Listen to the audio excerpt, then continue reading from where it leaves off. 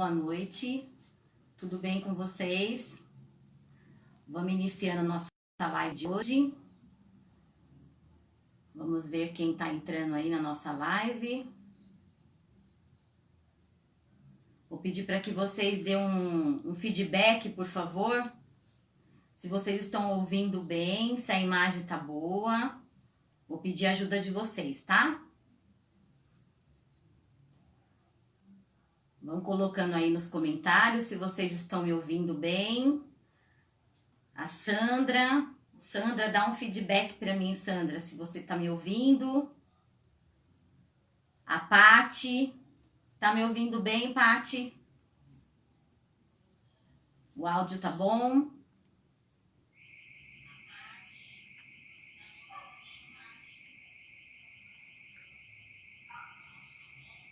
Vamos lá. Vamos esperar uns minutinhos que o pessoal tá entrando pra gente ir aguardando o pessoal, tá? Vamos lá. A Dani, boa noite, Dani. Tá me ouvindo bem, Dani? Manda um feedback pra mim, Dani. O áudio tá bom? Tá ok? O Wellington. Isso. Desde já quero agradecer vocês que estão me acompanhando na página da Neuropsicopedagogia Educar. O pessoal tá falando que tá bom o áudio. Mais uns minutinhos para o pessoal tá entrando aí, tá bom? Vamos lá.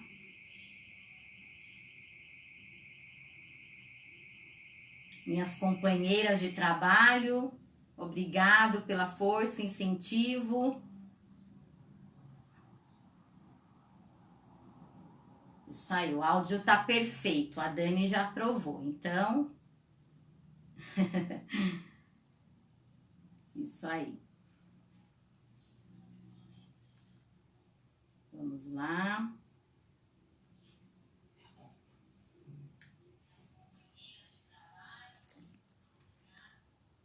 Só vamos aqui arrumar alguns detalhes e a gente já inicia, tá?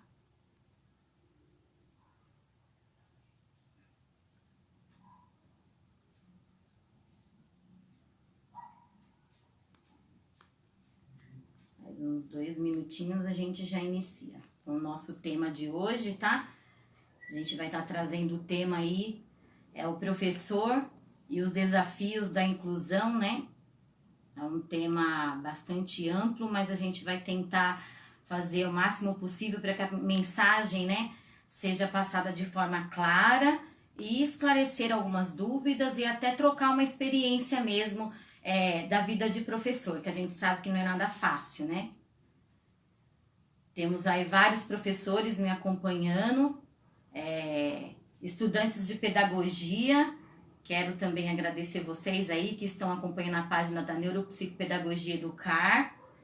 Espero que essa troca de experiência, né, com vocês, principalmente vocês que estão ingressando aí na pedagogia, que fique aí para vocês algumas dicas que nós, professores, já passamos, né, enquanto professor. Então, vamos iniciar, então, o nosso tema, né, vou iniciar... falando um pouquinho sobre o meu trabalho, eu sou a Josilma Pereira, né? Então eu sou pedagoga, tenho a formação em pedagogia e neuropsicopedagogia. Fui fazer a neuropsicopedagogia achar um caminho para facilitar a minha vida dentro de sala de aula enquanto professora, né? E depois acabou que eu me apaixonei tanto pela área que eu comecei querendo atuar mais nessa área de inclusão, né? E também esse ano, graças a Deus, eu me formei em psicopedagogia também. Por conta da pandemia ficaram aí os estágios parados, mas se Deus quiser já passa esse momento e a gente retorna. E eu já concluo a minha segunda pós em psicopedagogia, né? Já pego o certificado e já posso atuar também aí como psicopedagoga.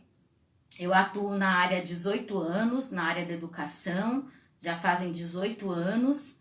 Eu sei que alguns de vocês vão pensar que eu tinha 18 anos, né? Só que não, é 18 anos na profissão. Minha irmã, se ela estiver assistindo, ela vai estar dando risada, ela sabe por quê, né? Que eu falo que eu tenho 18 anos, né? Então, eu tenho 18 anos aí na área da educação, incluindo educação infantil, educação de jovens e adultos, que também foi uma experiência muito grande, muito prazerosa para mim enquanto educadora. E também tive, né, o privilégio, e estou tendo, de atuar na rede de São Bernardo do Campo, no ensino fundamental. Digo para vocês que o ensino fundamental vem ganhando um amplo espaço no meu coração, né? Principalmente a fase de alfabetização.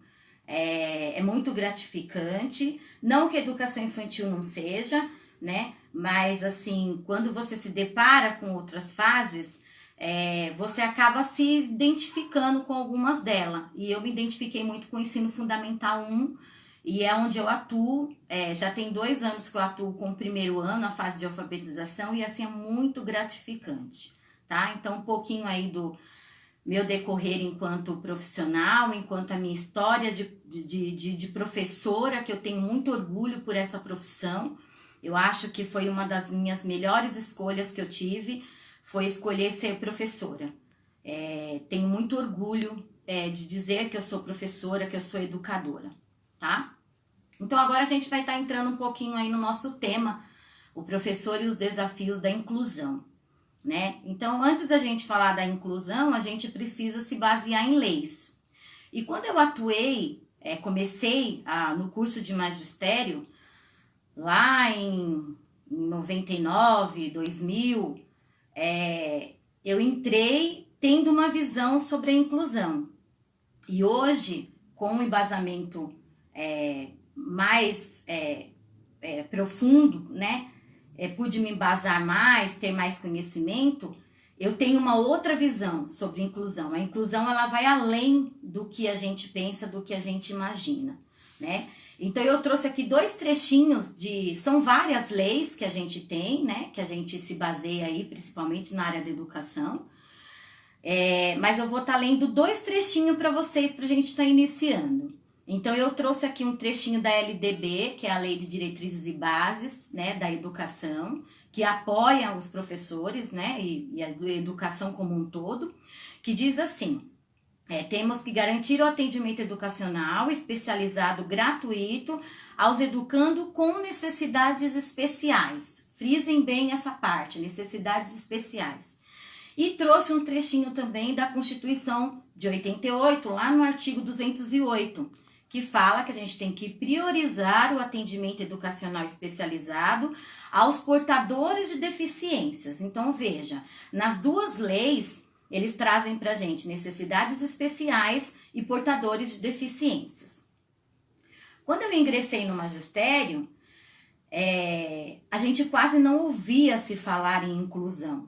A gente sabia, assim, que tinha aquelas crianças que tinham uma limitação, mas a inclusão, ao meu ver, era a inclusão aos meus olhos, o que chegava até o meu olhar. Então, era uma inclusão, uma criança que era cadeirante, uma criança que era surdo, mudo, uma criança que tinha alguma deficiência intelectual, né? Antigamente, a gente até chamava de deficiência mental, né? E hoje a gente chama de DI, que é a deficiência intelectual. Os termos, eles vão mudando. Conforme a gente vai passando os anos, eles vão mudando.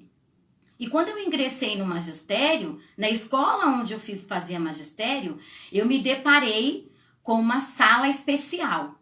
Então, chamava-se dessa forma. Era uma sala especial, ela ficava num corredor diferenciado da escola. Os alunos tinham um intervalo diferenciado dos outros alunos. E a gente olhava aquelas crianças, tinha cadeirante, tinha crianças surdas, muda, né? Tinha criança que tinha alguma dificuldade, alguma deficiência intelectual. Ficava nessa sala separada da escola.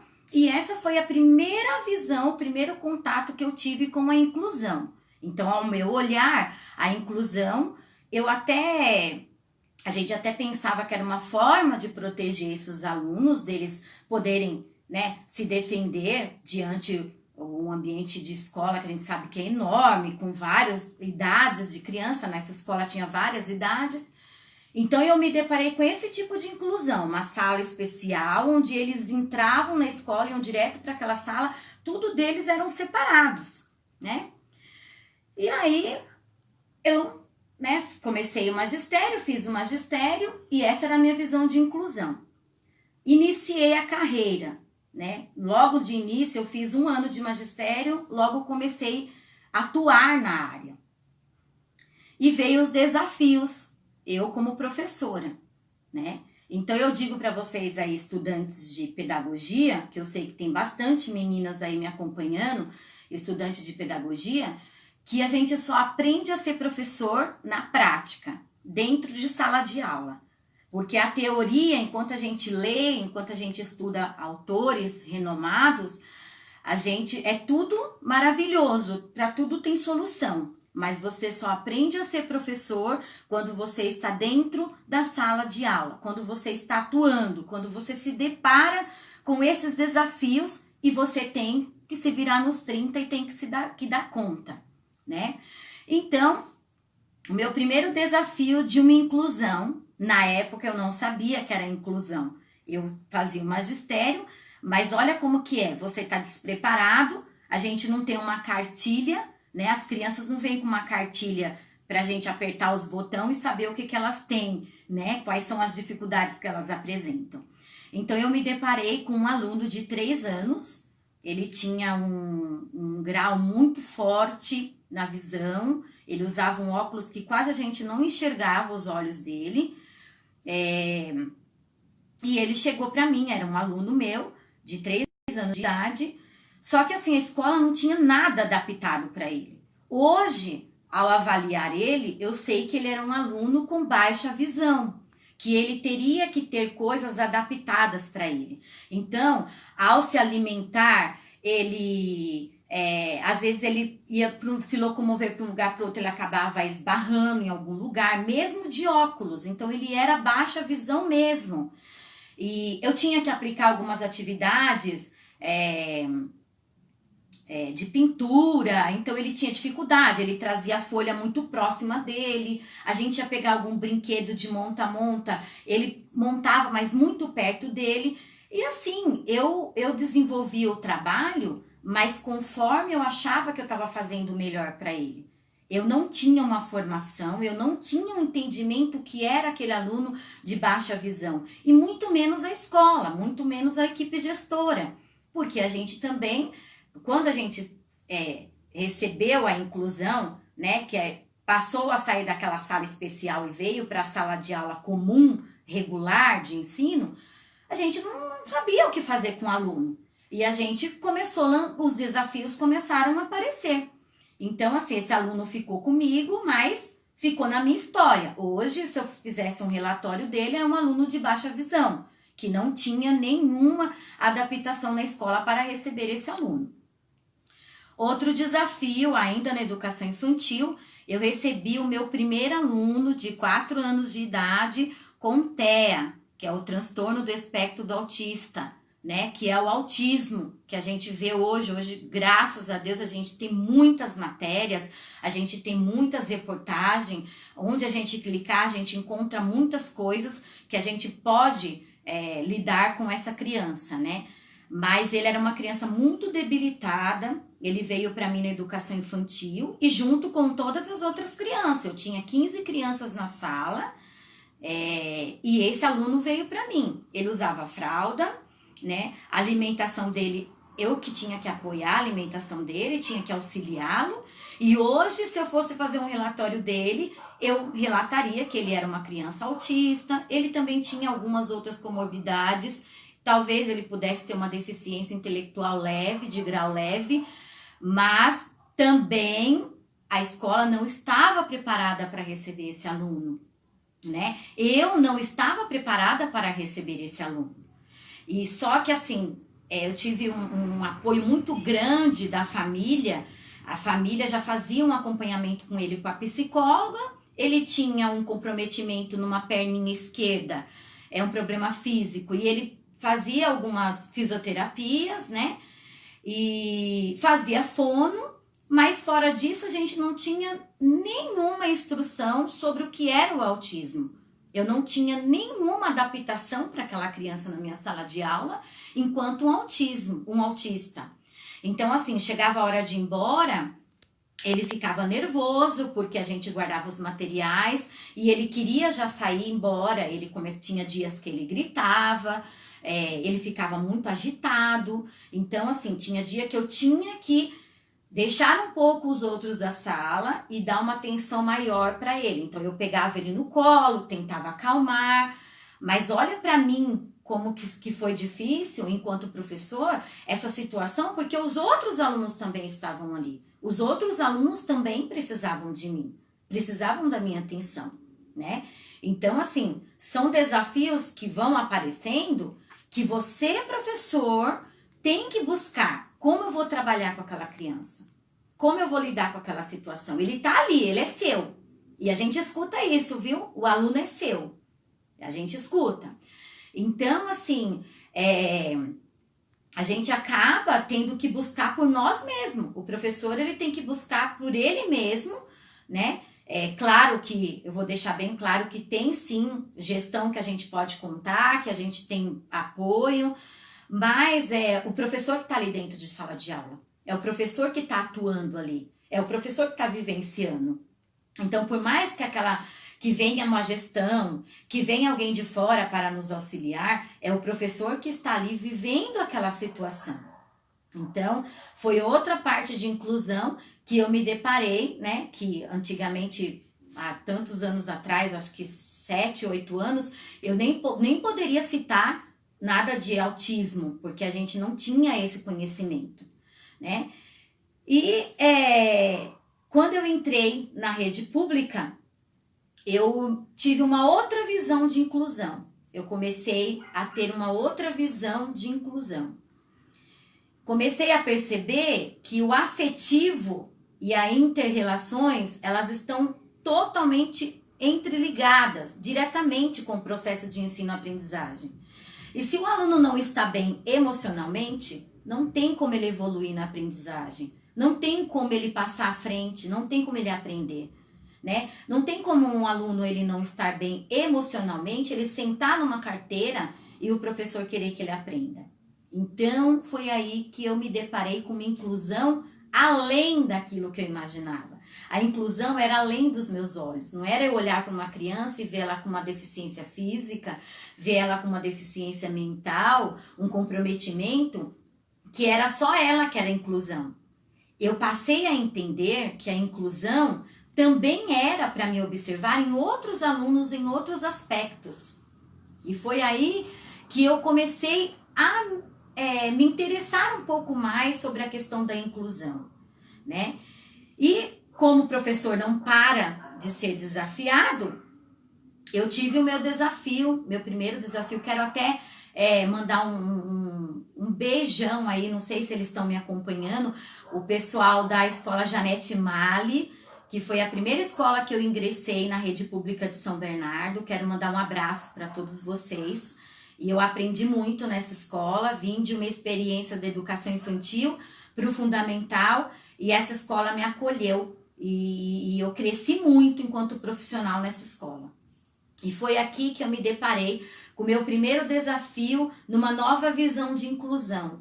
A inclusão de incluir todos os alunos, independente de deficiências físicas ou não, né? Independente de qualquer dificuldade ou de deficiência mesmo da gente poder olhar, mas aquilo que o aluno necessita naquele momento. Essa inclusão eu passei a entender depois que eu passei para a rede pública, né? Então, quando eu cheguei nessa escola, eu me deparei com um aluno mais ou menos, estava no 5º ano, e ele já era retido, né? Aluno retido, já tinha de 11 para 12 anos, mais ou menos, se eu não me engano. Um aluno totalmente comprometido, né? Então, assim, um aluno que ele não sabia comer, ele cheirava mal, todos se distanciavam dele, uma família totalmente conturbada, né? A mãe tentou jogá-lo da janela da casa onde eles moravam, na comunidade, quando ele era bebê.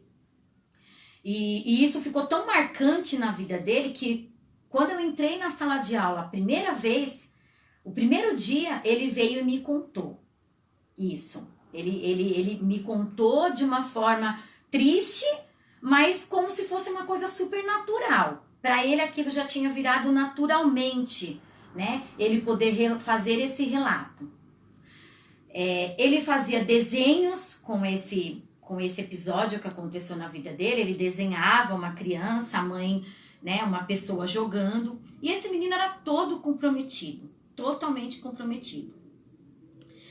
Então, eu dentro de uma sala de aula com 30 crianças, tinha também nessa turma uma menina com muita dificuldade, que com certeza era uma criança que era diagnosticada DI, tinha uma deficiência intelectual e não era leve, né? Ela não tinha repertório, conversava coisas que não tinha nada a ver com o conteúdo.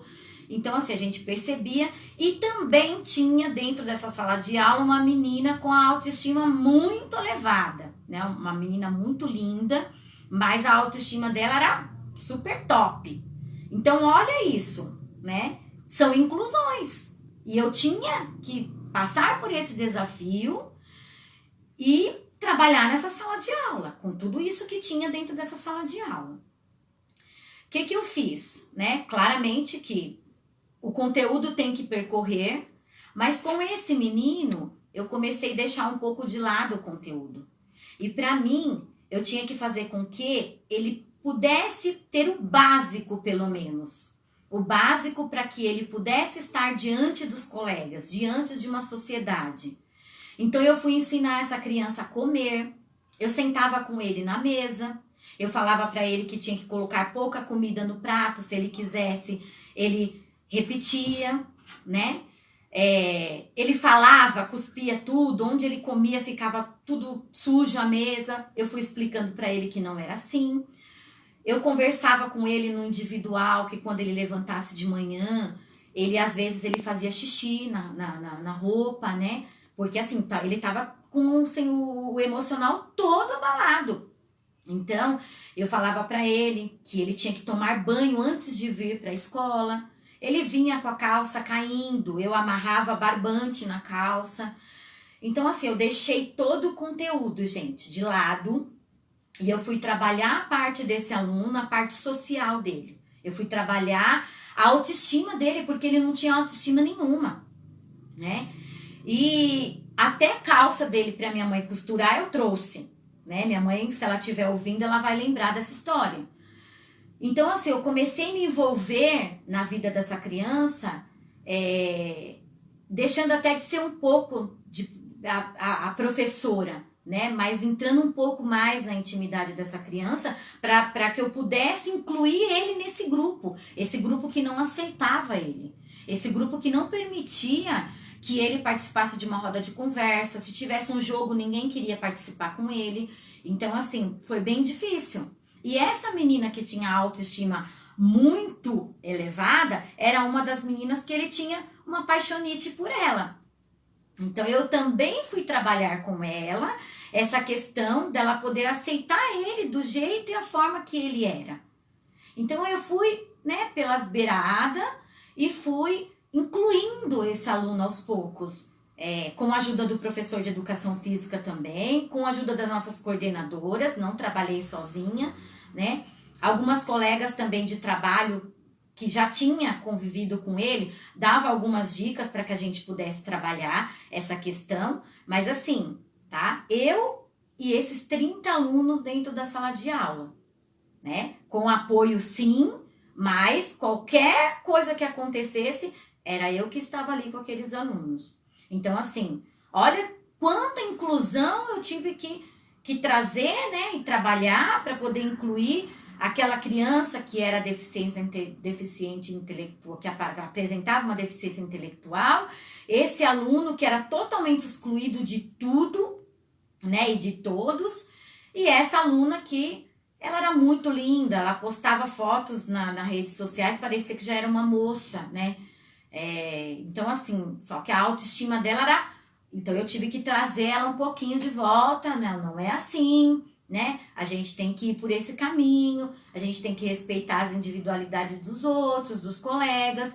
E foi aí que eu cheguei até o final do ano e, graças a Deus, um trabalho assim, fiz o meu melhor, fiz o que eu pude, né, para essa sala, para essa turma. Foi uma experiência assim muito prazerosa, um desafio muito grande, até porque eu nunca tinha dado aula para um quinto ano, mas valeu a experiência. Então vejam, a inclusão, ela não se limita somente naquela criança que é cadeirante, naquela criança que ela tem algum tipo de deficiência, né, ou transtorno. Ela é muito ampla. A inclusão, ela é muito pessoal, é você conhecer o seu aluno, você saber o que esse aluno necessita, né? E mais à frente, nesse decorrer aí, também tive aí lá na escola Bezana, Maria Terezinha Bezana, também um abraço para as minhas colegas de trabalho.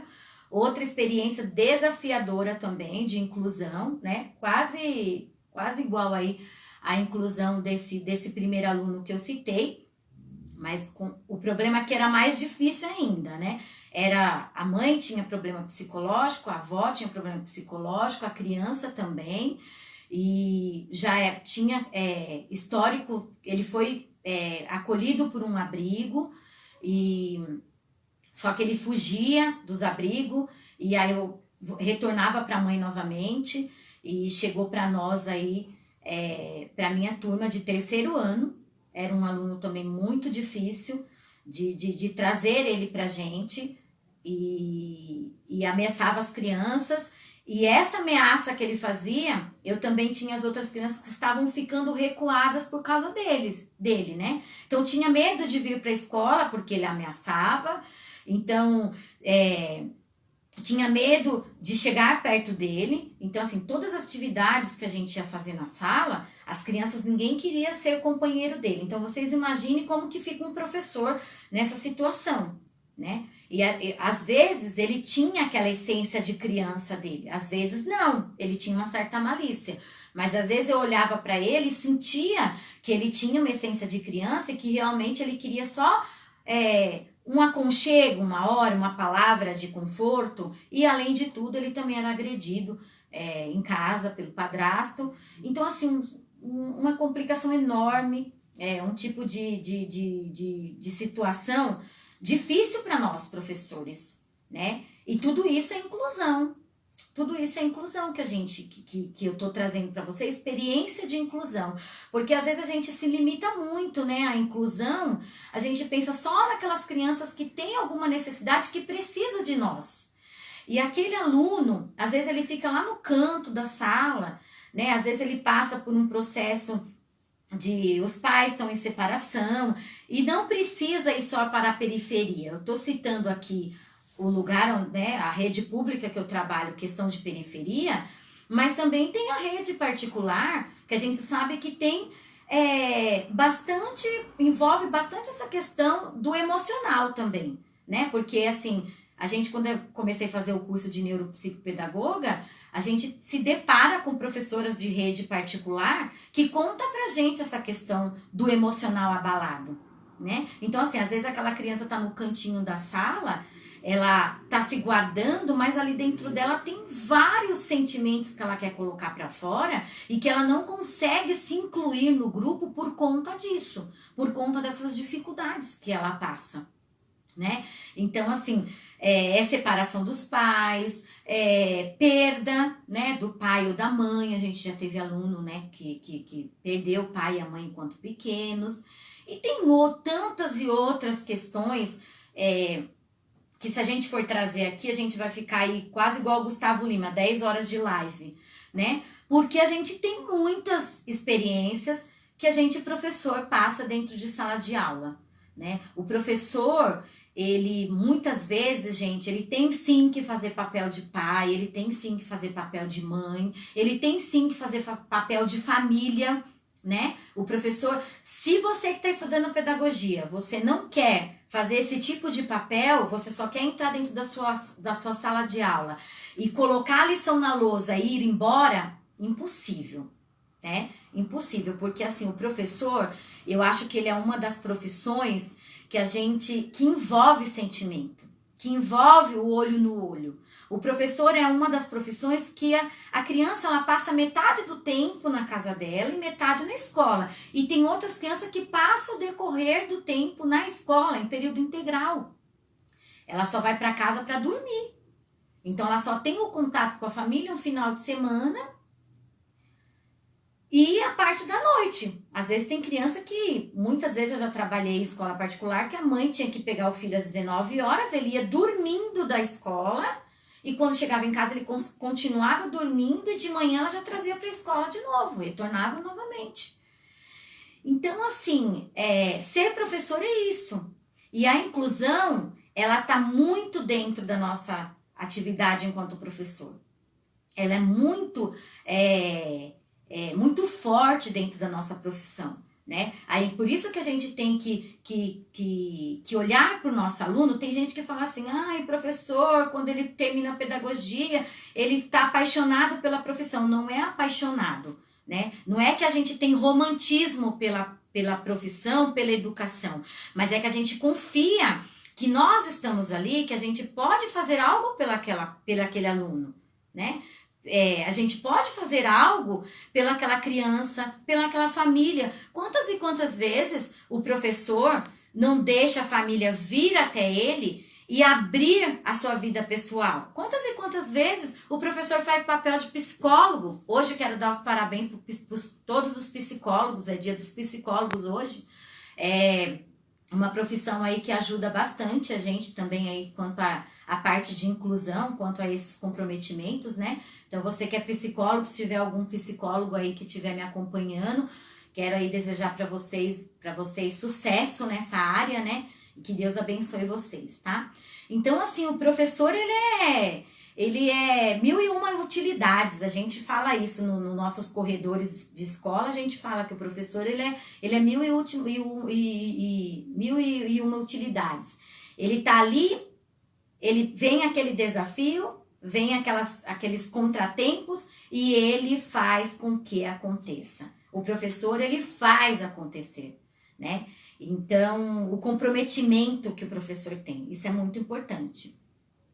E quando a gente promove interações sociais, como citava o nosso querido Vygotsky, né? Que a gente que estuda pedagogia, magistério, aí a gente se baseia muito em Vygotsky e Vallon, ele sempre cita a parte as interações sociais, né, de Vygotsky, e se a gente juntar a afetividade que defende Vallon, a gente vai dando espaço para que os nossos alunos e nós, enquanto professores, a gente possa compreender o diferente, né? E o diferente não é só uma criança de cadeira de roda.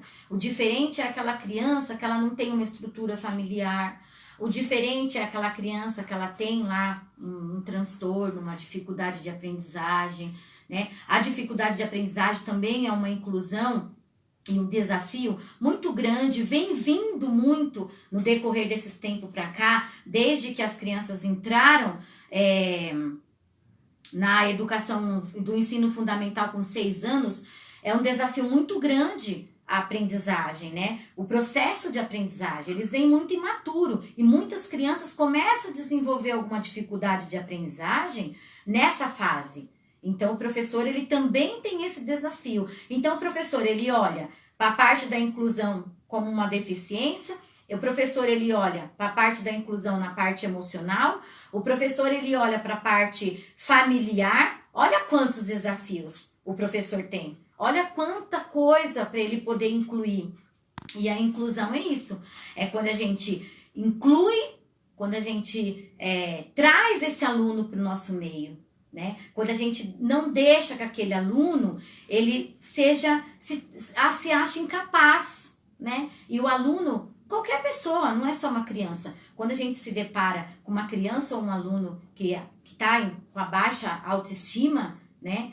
A gente vê que ele não consegue, ele não vai dar aquilo que ele não tem. Ninguém pode dar aquilo que não tem.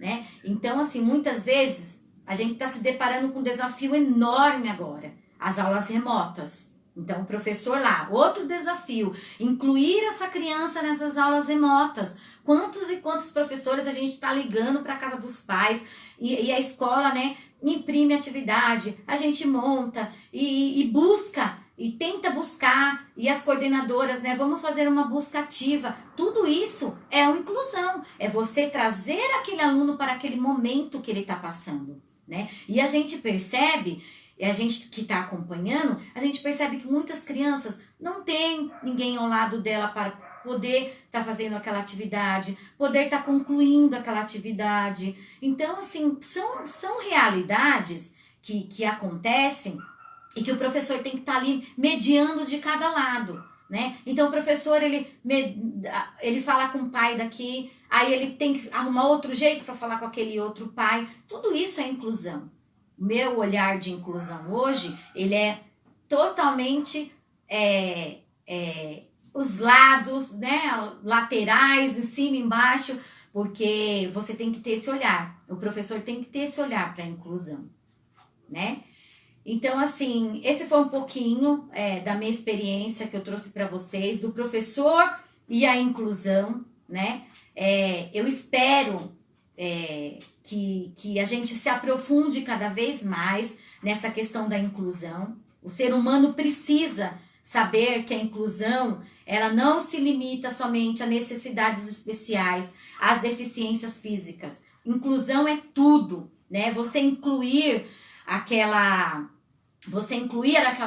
criança, incluir aquele indivíduo, incluir aquele ser humano na sociedade, né? Na sociedade, nos grupos de estudo, dentro da sala de aula. E eu trouxe pra gente aqui, tá refletindo, uma frase da nossa querida Emília Ferreira, né? Que só tem a contribuir com a educação também. Quem tem muito pouco ou quase nada, merece que a escola lhe abra horizonte. Então, esses são nossos alunos, né? Quem tem muito pouco ou quase nada. Às vezes a gente recebe aquele aluno que ele tem pouco desenvolvimento, pouco repertório, de uma família lá que às vezes não tem muitos princípios, né?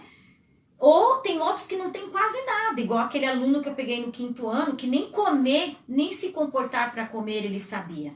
Só que a escola tem o dever de abrir esse horizonte. E isso é muito importante, né? Então, eu deixo aqui para vocês essa parte, essa troca de experiência.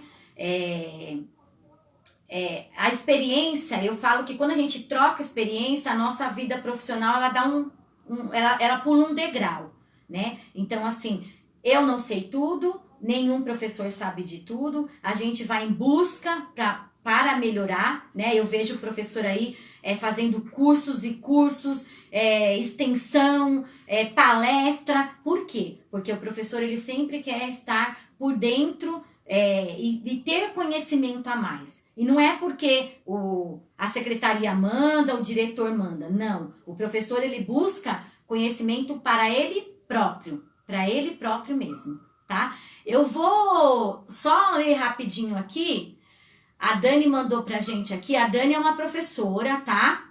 Ela falou: os sentimentos positivos e o negativo fazem parte do processo pedagógico e do envolvimento social com as inúmeras questões que os alunos e famílias apresentam. O sucesso e a frustração caminham lado a lado. Olha lá. Então, ó, eu não estou sozinha, né? A gente tem aí as professoras que também são nota 10, que trazem para nós e que vivenciam esses desafios. A Dani, ela já tem experiências aí a mais que eu também na carreira, na profissão, e ela sabe o quantos desafios a Dani já passou na área da educação. E às vezes a gente até pensa em desistir. Às vezes a gente até, né? Às vezes a gente não consegue alcançar esse objetivo que a gente pretende, a gente se frustra, né? Ai, mas não é a sua qualidade enquanto professor, é porque às vezes tem coisas que fogem do nosso controle, fogem de nós enquanto professores, né? Então a Dani deixou uma boa contribuição pra gente. Muito obrigado, viu, Dani, por você compartilhar aí com a gente essa experiência sua. E eu quero agradecer a vocês que me acompanharam, que estiveram comigo nessa live, né? Eu pretendo muito ingressar aí nesse novo caminho, que é a área da psicopedagogia e da neuropsicopedagogia. Quero agradecer a todos que compartilharam, né, que me incentivaram, minha família, né, meus amigos, colegas de trabalho, todos, né? Não vou citar nome, porque são muitas pessoas, muitos colegas de trabalho. Quero agradecer também muitas mães que estão me acompanhando, que estão aqui participando dessa live. Um abraço para vocês, são guerreiras também. E falar para vocês que a família, ela tem que estar conosco, a família tem que estar do lado do professor. Porque quando nós temos a família do nosso lado, a gente consegue alcançar um avanço e sucesso para essa aprendizagem da criança, tá? Então a família é muito importante, tá ao lado do professor. Eu costumo dizer nas minhas primeiras reuniões que os pais não são obrigados a amar a professora Josilma, mas eles precisam estar comigo até o final do ano para que a gente possa desenvolver um trabalho legal, que a gente possa desenvolver um trabalho bacana, né? Então eu quero agradecer vocês, mandar um beijo a todos, né? Acompanhe aí a página Neuropsicopedagogia Educar, o meu canal no Instagram, no YouTube, Josilma Pereira Ribeiro, e no Facebook a gente tem Neuropsicopedagogia Educar João e Maria. É uma homenagem aos meus pais, né? Que eu fiz. Eu tinha muita vontade de abrir uma escola logo que eu ingressei no magistério. E eu sempre pensei em colocar o nome João e Maria. Então, se Deus quiser, futuramente eu vou abrir o meu consultório de psicopedagogia e será esse nome, Neuropsicopedagogia Educar João e Maria, tá? Quero deixar também assim um abração pro meu pai e pra minha mãe, que sempre me incentivaram, sempre me apoiaram nessa questão da minha profissão, tá bom? Alguém tem alguma pergunta? Alguém quer fazer alguma pergunta que a gente possa estar respondendo? Tem muitos parabéns, obrigado para vocês, tá? Que me acompanharam aí, que estiveram com a gente. A Sandra é outra professora também muito bacana. A Sandra trabalhou comigo também, uma professora assim maravilhosa. Sandra, um beijão para você, tá? E então a gente vai ficando por aqui. Até a próxima. Fiquem com Deus. Um abraço.